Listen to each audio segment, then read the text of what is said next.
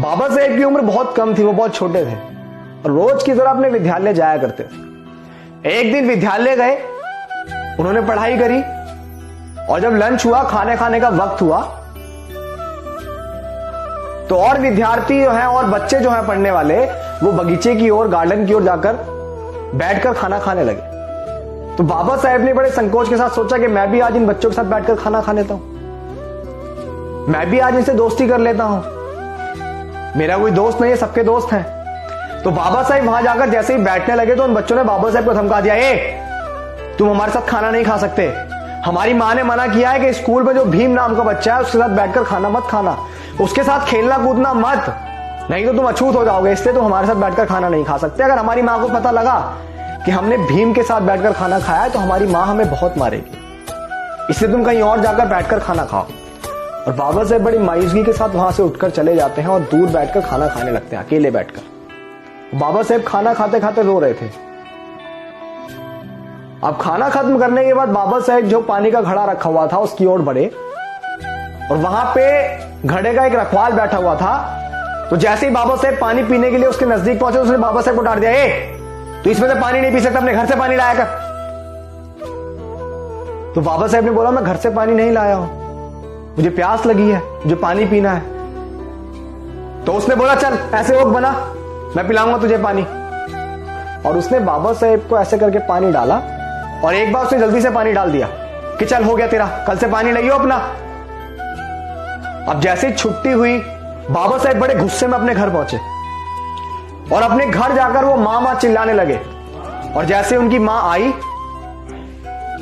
उन्होंने बोला, क्या हुआ भीमा? तो उन्होंने बोला, मां मेरे साथ आज विद्यालय में ये व्यवहार हुआ और बच्चे मेरे साथ बैठकर खाना नहीं खा रहे थे, मुझे घड़े से पानी नहीं पीने दिया गया, मुझे क्लासरूम के बाहर बैठकर पढ़ाया जाता है, ऐसा क्यों होता है ऐसा हमारे साथ, क्यों हमें अछूत बताया जाता है? तो मां ने बोला कि हमें नहीं पता भीमा, किसी किताब में लिखा होगा। तो बाबा साहब ने बोला कि मां अगर किताब में गलत लिखा होगा तो सब लोग गलत ही मान लेंगे क्या? सब लोग उसी पे विश्वास कर लेंगे क्या? देखना मां, एक दिन मैं भी खूब पढ़कर एक किताब लिखूंगा और जिस दिन मैं किताब लिखूंगा सबको बराबर के अधिकार दूंगा, किसी को ऊंच नीच के मैं नहीं बांटूंगा, मैं किसी को जाति में नहीं बांटूंगा, किसी को नीच नहीं बनाऊंगा, किसी को अछूत नहीं बनाऊंगा, सबको बराबर के अधिकार दूंगा। और बाबा साहेब ने दिया। भारतीय संविधान के अंदर सभी को समानता का अधिकार दिया ना बाबा साहेब ने, वो संविधान से दिया। तो आज आप जो बाबा साहेब को गलत भी बोलते हैं, रिक्वेस्ट है आपसे कि आप बाबा साहेब को गलत मत बोलिए। किसी भी महान व्यक्ति की, किसी भी महापुरुष की कोई जाति नहीं होती है, इस चीज को आप हमेशा याद रखिए। अगर उन्होंने कोई अच्छा काम किया, उन्होंने इस देश का संविधान लिखा, तो आप मान लीजिए।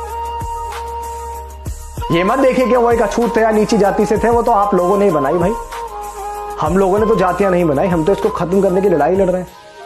हम तो चाहते हैं कि इस देश से जातियां खत्म हो, जिसकी वजह से हमारा देश जो सोने की चिड़िया था आज वो बटा हुआ है। आपस में भाई ही भाई का गला काट रहा है, इंसान ही इंसान का गला काट रहा है। किस वजह से? जाति है, इसी वजह से तो ये भेदभाव है, इसी वजह से तो। और संविधान तो सबको बराबर का अधिकार देता है। बहुत दिनों से देख रहा है कि कोई वीडियो चल रही है, कोई बाबा साहेब को गाली बक रहा है। मैं नाम नहीं लेता किसी का, क्योंकि आज हम अपने आप को इतना कम नहीं समझते कि किसी का नाम लेकर हम किसी को फेमस कर दें। लेकिन आप लोग इतना तो समझिए कि आपको भी अधिकार, इतना बोलने का अधिकार भी बाबा साहेब ने दिया है। अपना इतिहास पढ़िए पहले, समझ रहे हैं? सभी से कहना चाहूंगा, बहुजनों से, कि आज आपके पास समय है बाबा साहेब को जानकर, उनको समझकर इस मूवमेंट का हिस्सा बनने का और भारतीय संविधान को पूर्ण रूप से लागू करने।